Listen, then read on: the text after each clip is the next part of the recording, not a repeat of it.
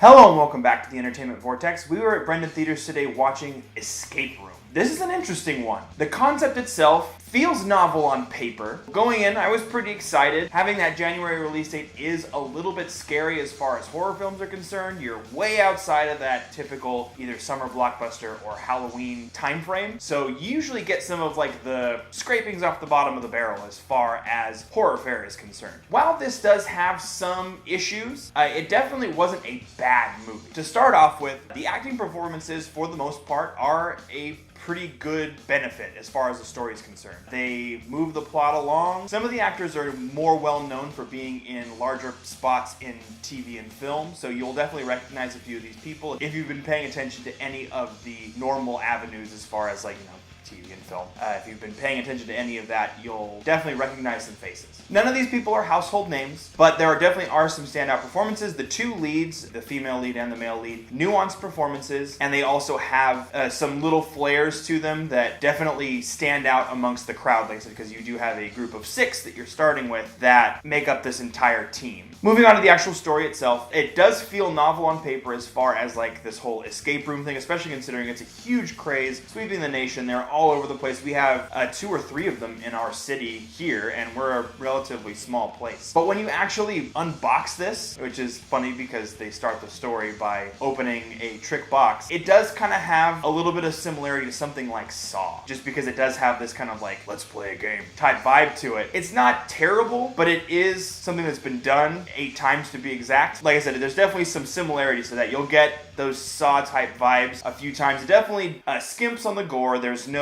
or some really jaw-dropping like blood or anything like that. It's definitely tame. It is a PG-13 movie, and you will know that from the first time that somebody bites the big one. I don't think that's necessarily a negative in this place because the focal point is really the games themselves, the escape rooms. You're looking for different puzzles and different clues and different answers to riddles, and it all just kind of ties together in a pretty cohesive way. Essentially, they go from room to room, and there's different connections to their backstories. We won't dig into that too much because there are some pretty big reveals and a couple of little twists here and there that are definitely there to help kind of keep you guessing and keep you moving forward to the next stage. So, like I said, as far as the negatives are concerned, I do feel like having this concept just being similar to Saw is something that you're going to have a comparison point to. Like I said, obviously the gore element's not there, which is, one of Saw's hallmarks, but it does have that similar game type feel to it. Sometimes it works really well. Sometimes the games kind of feel a little off. To be fair, while there's a lot of action going on, as you start to get towards the end of the story, some of the plot points and the actual games themselves start to feel like you're kind of repeating, just because the concept of an escape room is the same no matter what